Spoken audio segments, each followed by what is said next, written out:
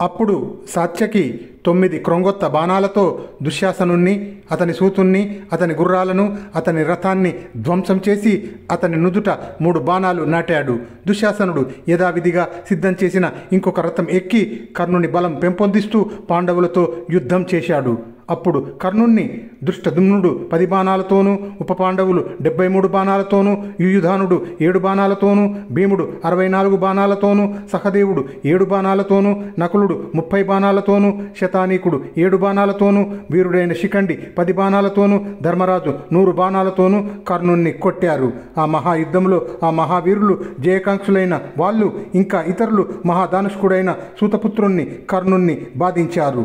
అంతటా శత్రునాశకుడు వీరుడైన ఆ సూతపుత్రుడు కర్ణుడు రథం మీద తిరుగుతూ వారిలో ప్రతి ఒక్కరిని పదేసి బాణాలతో ప్రతిగా గాయపరిచాడు. కర్ణుడు యుద్ధం చేస్తూ ఉంటే కర్ణుని అస్త్రబలాన్ని, ఉడుపును సైనికులు చూశారు. అది పరమ ఆశ్చర్యకరంగా ఉంది.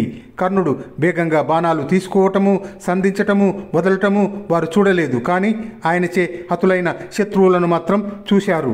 సైనికులు ఒక్క క్షణములో పశ్చిమ దిక్కులో చూసి కర్ణుడి లాఘవం వల్ల ఆయనను తూర్పు దిక్కున కూడా చూశారు. కానీ కర్ణుడు అసలు ఎక్కడ ఉన్నాడో వారు చూడలేకపోయారు.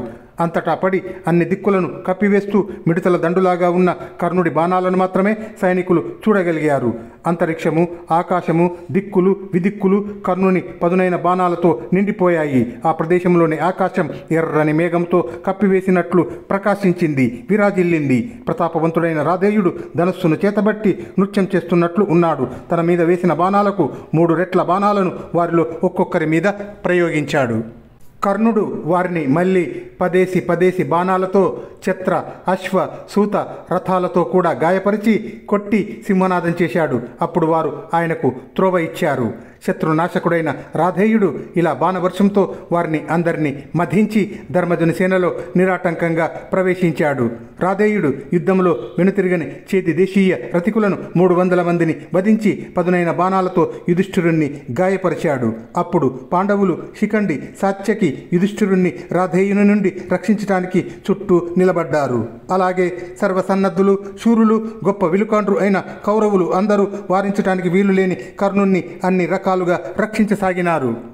అప్పుడు మళ్ళీ భయం వీడిన యుధిష్ఠిరాది పాండవులు, కర్ణుడు ముందున్న కౌరవులు పరస్పరం ఎదుర్కొన్నారు. కర్ణుడు ఏమాత్రం తొట్టుపడకుండా శత్రువులు ప్రయోగించిన వేల కొలది ఆయుధాలను తీవ్రమైన బాణాలు వేసి ఛేదించి వారిని గాయపరిచాడు. పాండవపక్షం వారి శిరస్సులను, బాహువులను, ఊరువులను ఖండించాడు. హతులైన వారు నేలకూలగా, ఇతరులు పారిపోయారు.